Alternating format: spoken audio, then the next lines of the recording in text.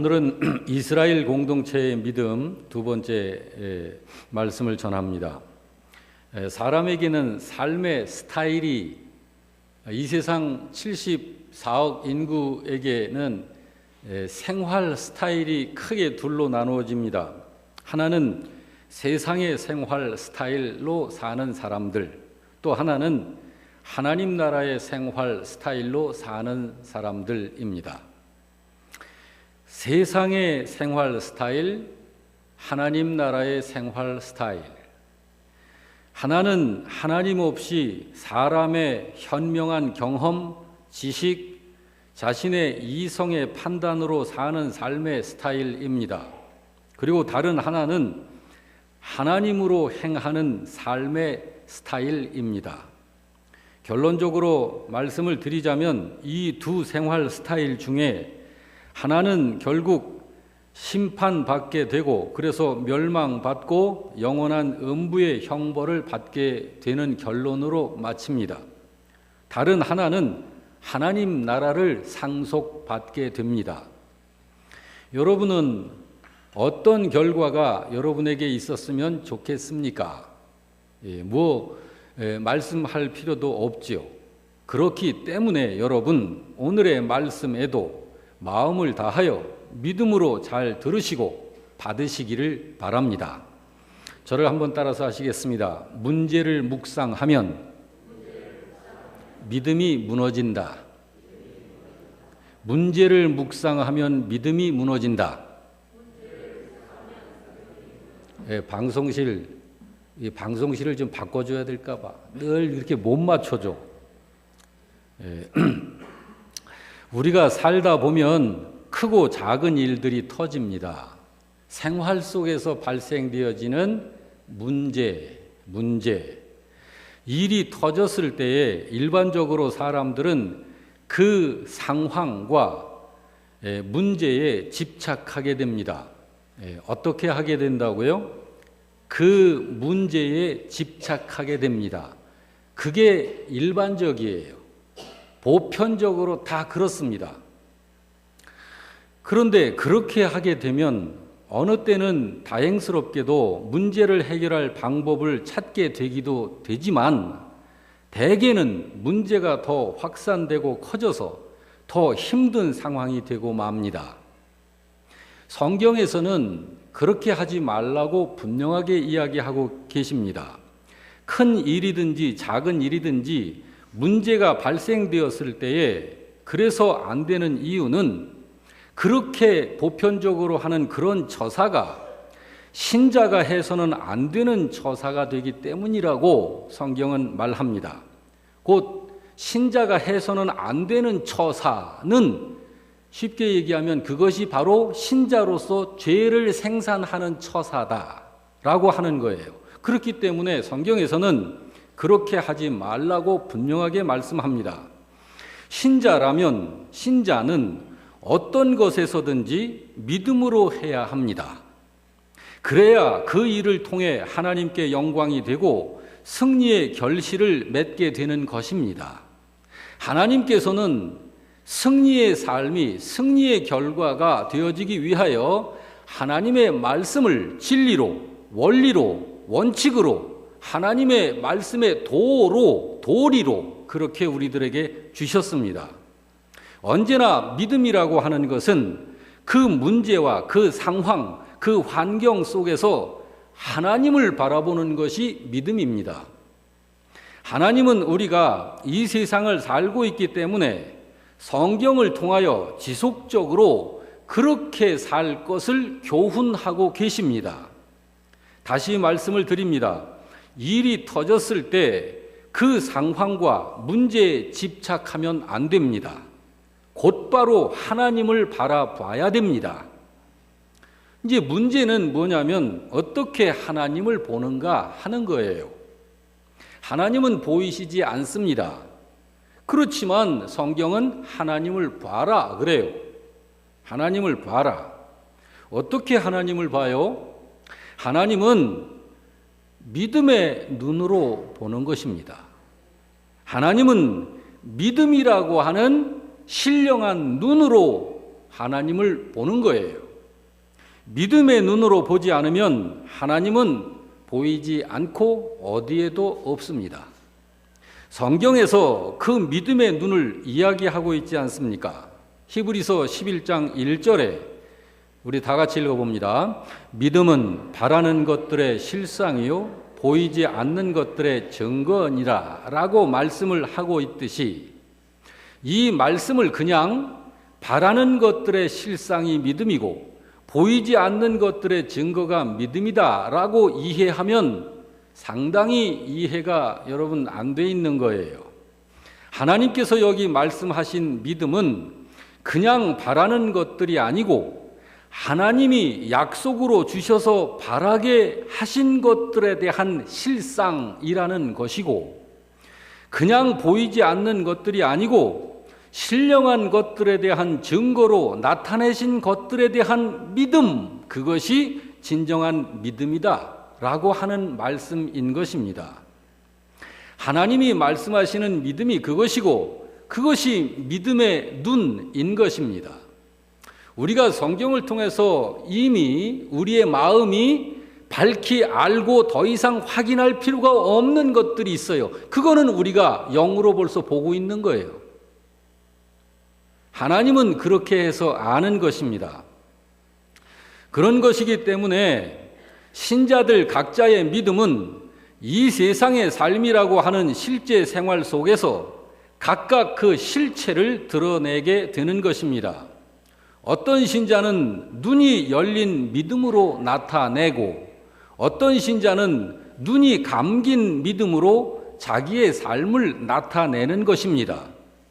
그 방법을 통해서 하나님은 각각의 신자들에게 참 믿음과 거짓 믿음이 드러내어지도록 하셔서 신자 스스로가 각각 자기의 믿음을 알 수 있도록 하신 거예요. 그러므로 신자 한 사람 한 사람은 자기 믿음을 압니다. 아무것도 모르는 믿음인지 정말 믿음의 눈이 열려 하나님의 진리의 말씀 속에서 눈에 보이지 아니하는 신령한 것들과 하나님께 속한 많은 것들과 영원한 하나님 나라에 있는 것들을 알고 사는 신자들이 있습니다. 언제 봤습니까? 믿음의 눈으로 본 거예요. 그리고 아는 것입니다. 중요한 것은 눈이 열린 믿음이어야 하는 것입니다. 눈이 열린 믿음. 이 시간에 이 자리에서 예배를 드리시는 여러분 모두는 눈이 열린 믿음의 신자가 다 되셔서 오늘 말씀의 빛이 되어 여러분의 마음속에 비추어지기를 주님의 이름으로 축원합니다. 그 실제적 장면이 오늘 본문 속에 들어있어요. 10절을 우리 다 같이 봅니다. 바로가 가까이 올 때에 이스라엘 자손이 눈을 들어 본즉 애굽 사람들이 자기들 뒤에 이른지라 이스라엘 자손이 심히 두려워하였다. 여기 백성들이 무엇을 보고 있어요? 육신의 눈으로 애굽 군사들을 보고 있습니다. 그리고서 두려워 떨면서 원망을 하고 있는 거예요. 그런데 그들 중에 열린 눈을 가진 사람이 있습니다. 모세입니다. 모세가 말합니다. 13절에 뭐라고 그래요? 다 같이 모세가 백성에게 이르되 너희는 두려워하지 말고 가만히 서서 여호와께서 오늘 너희를 위하여 행하시는 구원을 보라.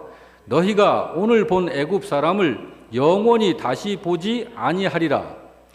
이 둘 중에 믿음은 모세가 가지고 있는 것이 믿음입니다. 이스라엘 백성들도 믿음을 가졌으나 보지 못하는 믿음입니다. 신령한 눈이 감긴 믿음입니다. 여러분, 믿음이 있으면 평안합니다. 이 상황 속에서도 평안합니다. 두려움이 없어집니다. 걱정하지 않게 됩니다. 그렇지만 믿음이 없으면, 믿음의 눈이 감겨 있으면 불안해집니다. 상황이 바뀌면 두려워집니다. 무서워집니다. 그래서 쓸데없이 분주해집니다. 자기가 무엇을 위하여 어떤 움직임을 움직이고 있는지 인지도 못하고 이성 없이 괜히 우왕좌왕 움직입니다. 그러면서 불평하고 원망합니다. 그때 백성들이 얼마나 우왕좌왕하며 불필요하게 움직였는지 모릅니다. 왜 그렇습니까? 그 현실을 믿음으로 보지 않기 때문입니다. 그 현실이 어떤 현실이에요? 애굽의 무서운 무장된 세계 초강력 병사들을 이끌고 애굽 왕이 이스라엘 200만 이스라엘을 추격해 왔기 때문이고 앞에는 홍해바다가 놓여 있기 때문입니다. 갇혀버린 신세가 된 거예요. 이 상황에서 그들이 혼비백산입니다. 그리고 그때 그들 중에서는 그 어느 누구도 나아갈 길을 찾은 사람이 없습니다. 왜 그러냐 하면 이 사건은 오직 하나님의 도우심으로만 극복되는 일이기 때문에 그렇습니다. 앞에 있는 홍해바다가 그러하고, 여러분 배 한 척 없이, 배가 있어도 문제입니다. 200만 이 백성을 어떻게 배로 옮길 거예요? 이 수많은 백성들을 앞에 놓인 이 홍해바다, 이 사건 어떻게 해결할 거예요? 인간 힘으로 해결 불가합니다. 시간이 한 50년, 100년 주어진다면 그동안 배를 수십만 척을 만들면 가능하겠습니다만은 지금 당장이 문제입니다. 더구나 뒤에 추격해오는 애굽 군대가 더욱더 그러합니다. 이제 가까이 접촉만 될 수 있다면 무기를 휘둘러 이제 살육을 해야 할 판입니다. 여러분, 이스라엘 백성들 자기들도 자기들의 수단들로는 살 수 없다는 걸 짐작하기는 했겠습니다마는, 그러면서도 눈이 감겨 있기 때문에 하나님의 선하신 섭리를 신뢰하지 않는 백성들은 쓸데없는 일로 분주합니다. 어떻게 분주합니까? 정신없는 말을 계속 내뱉습니다. 이랬다 저랬다 합니다. 수시로 변하고 바뀝니다. 다 너 때문이라며 네가 책임지라고 말합니다. 당체 종잡을 수가 없고 맞추어 행할 수가 없는 상태로 혼란한 자로 바뀌어버립니다. 그게 당시 불평하고 원망했던 백성들의 모습입니다. 아닙니다. 여러분, 구원은 사람의 노력이나 어떤 봉사나 섬김 같은 공로를 축적한다고 해서 되는 것이 아닙니다. 그렇다고 해서 노력을 하지 말아야 된다는 것은 아니에요. 그렇지만 우리 신자들이 해야 하는 노력은 하나님께서 일러주신 말씀을 따라 살기 위해 순종하려는 노력을 해야 하는 거예요. 순종하려는 노력을 해야 하는 거예요. 그리고 인도해 주시고 이끌어 주시고 하나님께서 택하셔서 계획을 가지시고 그 선한 계획을 가지고 계신 그 하나님의 계획과 하나님의 섭리에 감사해서 하게 되는 그런 감사해서 하게 되는 그런 노력을 해야 되는 것이지, 여기에서 믿음의 눈이 감긴 이 백성들처럼 이런 상황이 되면 안 되는 것입니다. 여러분, 믿음으로 우리들이 이러한 상황을 맞닥뜨린다, 이런 문제를 상대한다라고 할 적에 그것이 바로 믿음으로 하는 처사가 그것인 거예요. 그렇지 않고 그냥 이것저것 노력을 하는 것은요, 요행을 바라는 간절한 행위로 나타내는 교만인 것입니다. 그런 게 교만이에요. 끝까지 목숨을 잃어도 하나님 없이도 나는 해보겠다라고 하는 교만. 여러분, 구원은 하나님이 하시는 일입니다. 하나님이 하시는 일입니다. 그렇기 때문에 그때 그 눈이 열린 믿음의 사람 모세가 외친 말이 있습니다. 너희는 가만히 서서 봐라 그래요. 가만히 서서 봐라 였습니다. 출애굽기 14장 13절입니다. 같이 읽어볼까요? 모세가 백성에게 이르되 너희는 두려워하지 말고 가만히 서서 여호와께서 오늘 너희를 위하여 행하시는 구원을 보라 였습니다. 이것이 믿음의 눈이 열린 모세가 하나님을 믿음의 눈으로 보면서 백성들을 향하여 외쳤었던 외침입니다. 가만히 서서 뭘 보라고 그래요? 여호와께서 행하시는 구원을 봐라 그래요. 여러분, 그때 이스라엘 백성들에게 무엇이 구원일까요? 애굽 군대로부터 완전히 벗어나는 것이 구원이고 홍해 바다 그 건너편에 가서 서는 것이 구원입니다. 그게 실제적인 이스라엘의 구원이에요. 여러분, 그 구원은 사람의 힘으로 안 되는 것이라니까요. 그 구원은 오직 하나님께서만 할 수 있는 것이고 또 하나님께서 하셔야만 그게 구원인 거예요. 애굽 군대로부터의 해방도 그렇고 홍해 바다 건너편에 서게 되는 것도 그런 것입니다.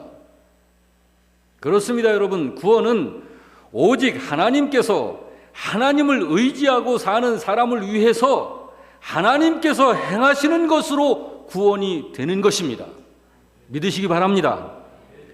구원과 관계하여 많은 분들이 생각하기를 자신이 하나님을 많이 도와드리면 하나님께 필요한 자로 여기셔서 하나님께서 하나님에게 필요한 자로 여기셔서 구원해 주실 것으로 생각을 하고 그래서 천국을 수월하게 가게 될 것으로 생각을 합니다만 아닙니다.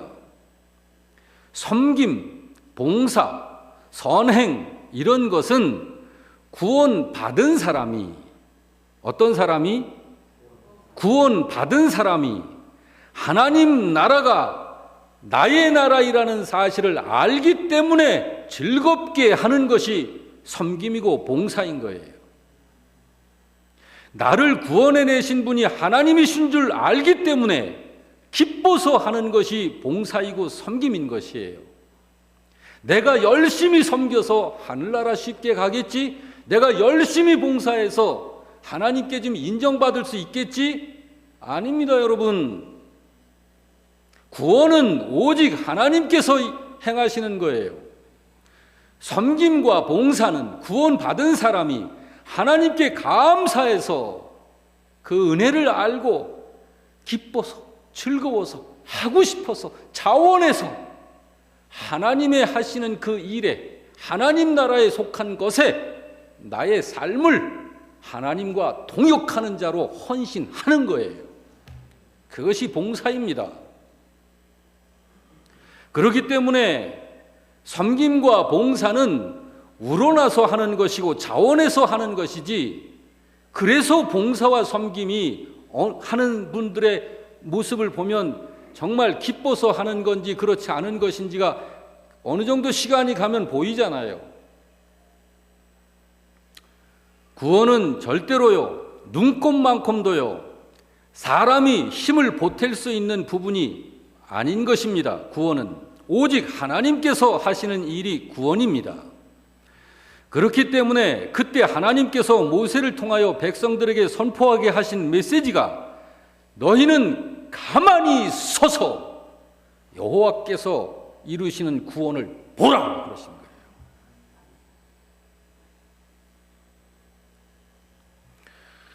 14절에도 말씀하고 있습니다. 뭐라고 그래요? 여호와께서 너희를 위하여 싸우시리니 너희는 가만히 있어라. 너희는 가만히 있을지어다. 14절 방송실. 그러니까 신자는 하나님이 뭐라 하시든지 하나님께 순종하기만 하면 되는 거예요. 그게 믿음인 것입니다. 그게 믿음인 것이에요. 백성들에게 그렇게 이르게 하시고 하나님께서는 이제 모세에게 명령하십니다. 뭐라고 명령하셔요? 15절 16절 다 같이. 여호와께서 모세에게 이르시되 너는 이스라엘 자손에게 명령하여 앞으로 나아가게 하라. 그러면 그들이 바다 가운데서 마른 땅처럼 걸으리라 라고 말씀을 해 주십니다. 여러분들이요, 신자들의 구원이 그렇게 해서 이루어지는 것입니다. 백성들이 하나님이 이르시는 대로 믿고 순종하여 따라서 홍해 바다를 육지처럼 건너간 거예요.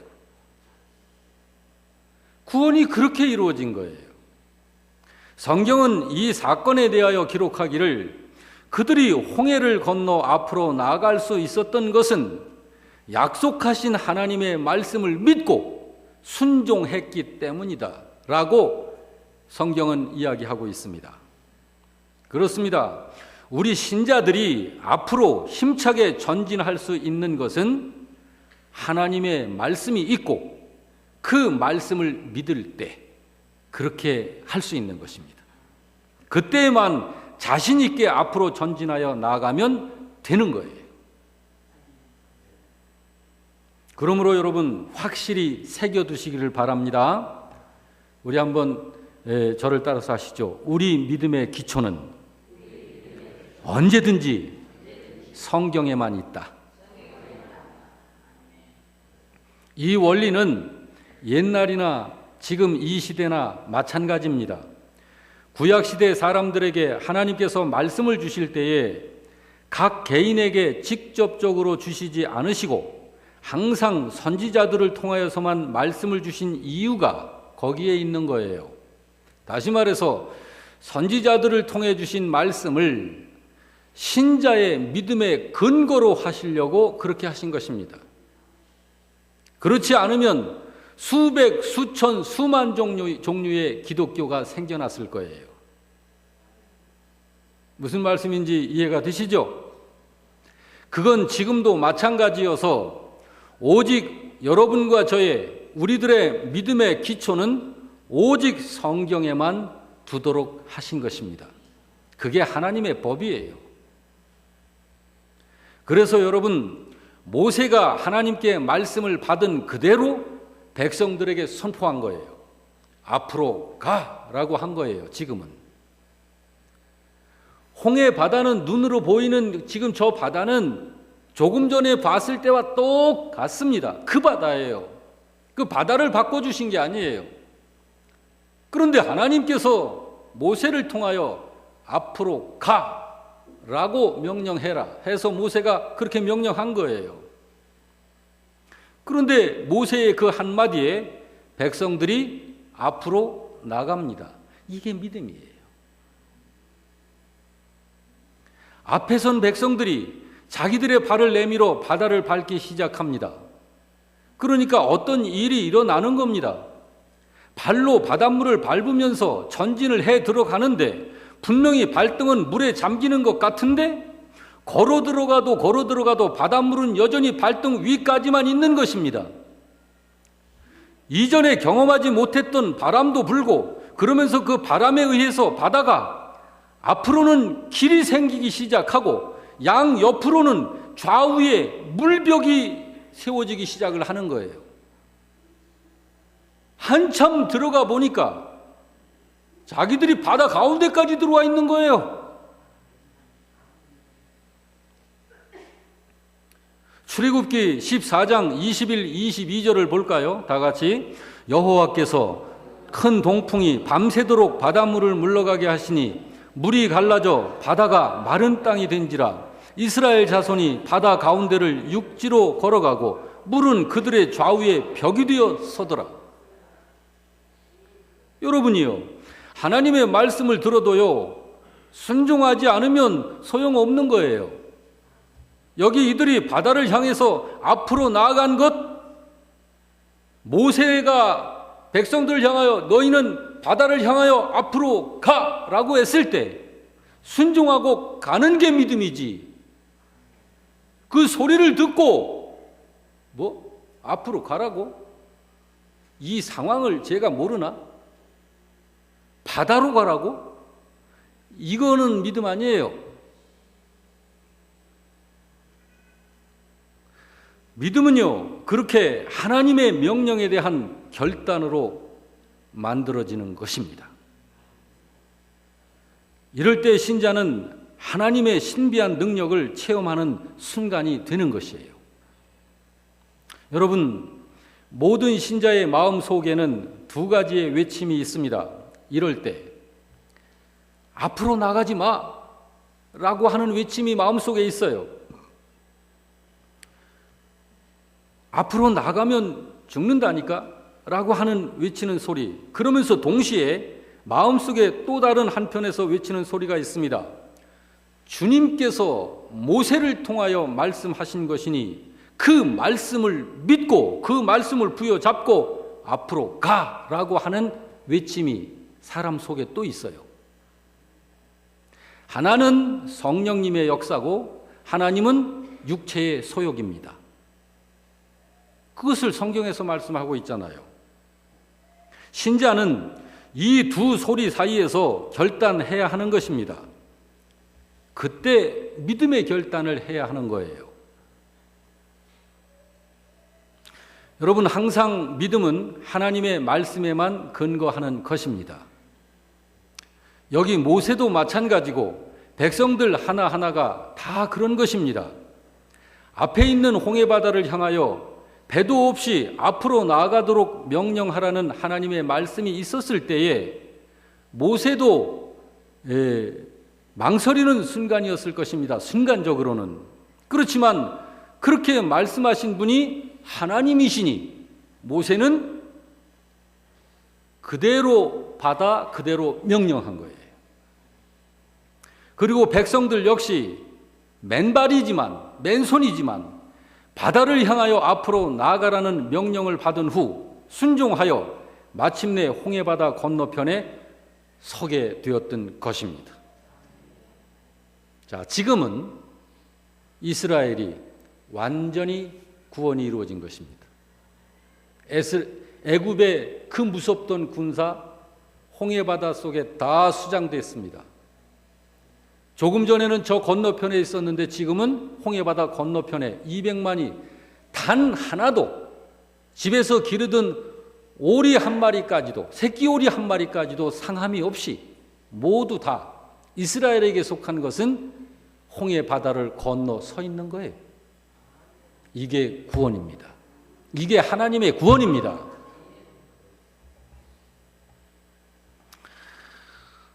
백성들이 그런 믿음의 결과로 홍해바다를 육지같이 건넌 것입니다.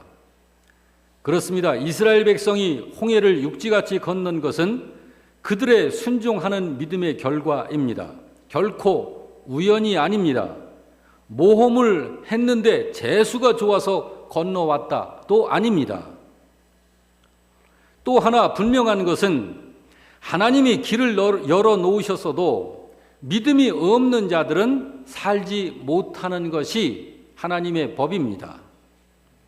그걸 여기 애굽 군사들을 통해 하나님께서 보여주신 거예요.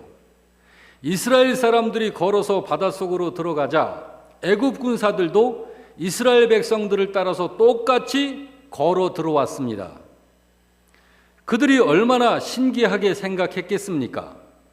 이스라엘 백성들은 걸어서 그 바닷속으로 들어가면서 하나님께서 이렇게 행하시는 것을 마음 100% 그대로 충만하여 이 일을 행하시는 하나님께 감사하여 믿음으로 건너가고 있었겠지만 하나님이 행하시는 그 기적의 역사 속에 애굽 군사들은 어떻게 들어와 있죠?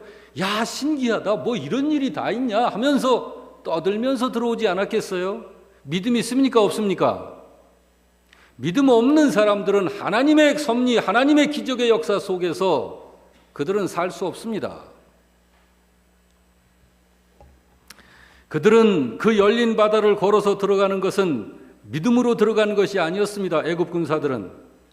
하나님은 믿는 신자들을 위해 열어주시는 그 길을 믿음 없는 신자들이 들어오는 것을 용납하지 않으십니다. 그러므로 그들은 모두 다 이스라엘 백성들이 들어간 그 자리에서 다 빠져 죽은 거예요. 그것이 하나님의 심판입니다. 여러분, 믿음으로 하지 아니하는 모든 것은 다 뭐다? 다 죄다라고 로마서 14장 23절이 말씀하고 있지 않습니까? 하나님의 열어놓으신 구원의 길이 믿는 신자에게나 구원의 길이지 불신자에게는 그 길도 사망의 길일 뿐입니다. 애굽 병사들도 똑같은 환경을 만났었습니다. 그런데 이스라엘 백성이 구원을 받은 그 자리에서 애굽 군사들은 단 한 명도 살아나질 못했습니다. 다 심판이고 멸망입니다. 여러분이요, 여기 홍해 바다 앞에 있는 애굽 병사들과 이스라엘 백성들은 이 세상을 사는 모든 사람을 상징합니다. 하나님 나라의 생활 스타일로 사는 사람, 세상의 생활 스타일로 사는 사람의 상징입니다. 애굽 왕을 비롯한 애굽 병사들은 세상의 생활 스타일로 사는 자들을 상징하고, 여기 모세와 이스라엘 백성들은 하나님 나라의 생활 스타일을 사는 사람들을 상징합니다. 이스라엘 백성은 모든 택함받은 사람들을 상징합니다. 그런데 이 세상이라고 하는 곳에서 여러분과 저는 하나님 나라의 생활 스타일로 살려고 무던히 애를 쓰고 있는 거죠. 세상 속에 살지만 세상의 생활 스타일로 내 인생을 만드는 걸 원치 않습니다. 세상 속에서 하나님 나라의 생활 스타일을 가지고 살려고 하는 사람들입니다. 그것이 믿음의 삶인 것입니다. 그런데 우리들이 이 세상에 살고 있기 때문에 세상 스타일이 전부이기만 한 그들, 하나님 없는 사람들이 여러분들을 공격합니다. 택함받은 자들을 괴롭게 합니다. 그들은 애굽 병사로 상징되어진 하나님 없이 사는 사람들입니다. 성경은 그들을 죄인, 악인이라고 합니다. 그들로부터 미움을 받으며 하나님을 바라보고 사는 사람들에게 모세를 통한 하나님의 메시지가 들려옵니다. 하나님의 약속입니다. 하나님의 명령입니다. 바로 그 하나님의 약속과 명령을 믿고 순종함으로 하나님의 말씀을 따라 주님의 인도를 받으면서 사는 것입니다. 그것이 하나님 나라의 생활 스타일을 이 세상에서 살아내고 있는 신자들의 삶인 것입니다. 거기에 승리가 있는 것이고, 거기에 주님으로 인한 기적도 있는 것이고, 거기에 구원이 있고, 거기에 행복이 있는 것입니다. 영적 행복 말입니다. 그래서 이스라엘 백성들이 걸어서 홍해를 육지같이 건넌 후에 그들이 가장 먼저 했던 것이 무엇이었습니까? 하나님을 노래하는 것이었어요. 얼마나 기뻤으면, 얼마나 기뻤으면 홍해 바다를 건너 하나도 남김없이 다 홍해 바다를 건넌 그 자리에 서서 거기서 그들이 너무너무 기뻐가지고 하나님을 노래하는 거예요. 하나님을 한 5분쯤 노래했을까요? 하루 종일 먹는 것도 잊어버리고 그 하나님이 기뻐서, 그 하나님이 너무 좋아서, 너무 감사해서, 그게 성도의 찬양입니다. 그 찬양이 출애굽기 15장 1절에서 21절까지 기록이 되어져 있는데 그 중에 1절, 2절만 맛보기로 한번 우리들이 보자고요. 그들이 어떻게 찬양을 했는지. 자, 다 같이 시작. 그때에 모세와 이스라엘 자손이 이 노래로 여호와께 노래하니 일러스되 내가 여호와를 송축하리니 그는 높고 영화로우시며 말과 그 탄자를 바다에 던지셨음이로다. 여호와는 나의 힘이요 노래시며 나의 구원이시로다. 그는 나의 하나님이시니 내가 그를 찬송할 것이요 내 아버지의 하나님이시니 내가 그를 높이리로다 라고 하면서 이 노래를 하는 거예요. 이 찬송을 하는 거예요. 여러분, 이렇게 믿음의 사람들은요, 찬송을 안 부르려고 해도 찬송이 저절로 나오는 거예요. 찬송은요, 구원받은 사람들이 부르는 것입니다. 물론 구원받지 않은 이들도 부를 수 있으나 그것은 아직은 찬송이 아닙니다. 그냥 노래예요. 그것은 구원받지 못한 사람이 찬송가책 부르면 찬송인가요? 그건 찬송 아니에요. 그건 노래인 것이지. 믿음 없는 사람이 찬송을 아무리 기술적으로 잘 부른다 하여도 그것은 하나님 보시기에 찬송이 아닙니다. 그렇지만 음치라 해도 성도가 부르는 찬송을 하나님은 기뻐 들으시는 것입니다. 그게 찬송입니다. 우리 교회 성가대, 찬양대 잘 합니다만 아마추어 냄새가 나잖아요. 어느 때는 틀리고 음정도 안 맞을 때가 또 있고 지휘자하고 이 박자도 잘 안 맞잖아요. 그거 다 알잖아요. 그렇지만 이분들이 누구요? 이분들이 하나님의 자녀들이니까 하나님께 찬송이 되는 거예요. 예. 그 영적인 아름다움을 우리들이 함께 기뻐하고 하나님께 바쳐드리는 거죠. 그게 찬송인 것입니다. 죽음에서 살아난 이스라엘 백성들은 하나님을 찬양하지 않을 수가 없었다니까요. 홍해바다를 다 건넌 후에 어찌 아이고 주님 우리 왔네요 하고 뭐 이렇게 지낼 수가 없는 거예요. 너무 좋아서 막 춤을 추는 거예요. 그냥 나이 고하를 막론하고 남녀노소를 막론하고 서로 좋아가지고 기뻐서 하나님 앞에서 그 좋은 표현을 하는 거예요. 바로 이것이 살아있는 믿음의 영적 즐거움이요 믿음의 능력이며 믿음으로 하나님께 돌려드리는 영광인 것입니다. 할렐루야. 하나님의 말씀에만 우리의 믿음이 있어야 하는 것입니다. 그렇게 사는 삶의 스타일이 하나님 나라의 삶의 스타일입니다. 이 하나님의 말씀을 여기만 넣어두고 실제로는 눈에 보는 상황, 환경 따라서 여기에 있는 나의 경험, 내 인생관, 내 가치관, 나의 세계관 이런 것들로 이렇게 쩔어 있는 이걸 가지고 상황에 맞춰 사는 이런 삶을 사는 것은 그것은 이빨 빠진 사자와 같은 거예요. 모양은 신자의 모습을 가지고 있으나 생활 스타일은 세상의 생활 스타일을 갖고 있는 거예요. 승리는 하나님 나라의 생활 스타일에만 약속되어져 있습니다. 부디 하나님의 모든 말씀에 순종하여 사는 하나님 나라의 생활 스타일로 사는 그런 신자, 그런 성도 여러분들이 되시기를 결심하시기를 주님의 이름으로 축복합니다.